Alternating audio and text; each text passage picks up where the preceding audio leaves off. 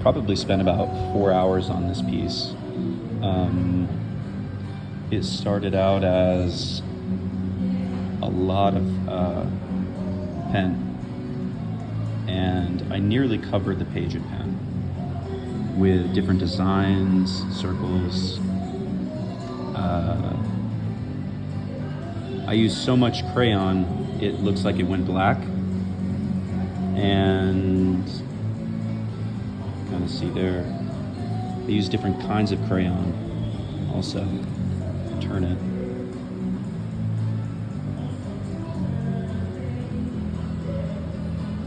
What I'll do is you play and around enough with it, and you're gonna the crayon is gonna start to kind of cake up, and then you flip it on a different piece, and then you start working on this side, and basically it'll leave residue. And then if you play with the chalk, you can kind of get it down again and get it into the paper.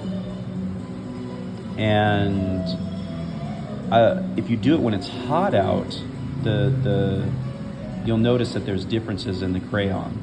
And this has been in my backpack. It's a little moist in my backpack. I left a pepper in there to kind of, it's not molded yet.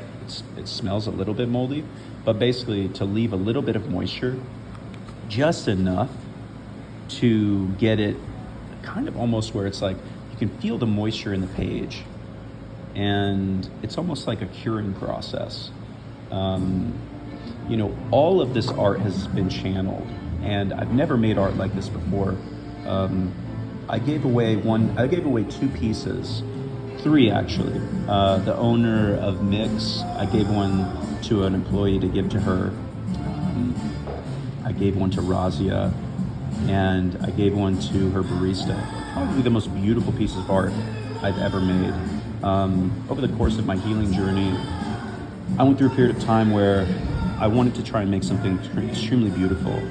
And what Kundalini Grace has been showing me is that you need to break things. Like right here is a different kind of design, right, than this. And when we try to understand someone psychologically, it's important that we have a lot of data points. Right now, if you just saw that art, you'd probably be really a little bit concerned, but it's like, you can play around. These are these are some early pieces that I'm kind of working on. It can be a little taxing and a little tiring to make a lot of art at once. And so here we go. Right. It's important that we remain judgment-free of other people, and which means that we focus on ourselves and we stay out of other people's boundaries. Today I didn't experience a lot of disrespect from people. I yelled at Kristen Brown yesterday, or Dulce. I grew up next to her. I feel like she may have done things to me in high school that I felt were a little bit unkind, but it's hard to know. But when you have someone going through the situation I've been going through, and you don't say hello, and you just kind of do what she did, which is kind of stunt on me a little bit, I felt it was so disrespectful I had to yell at her. And she called the police rather than communicate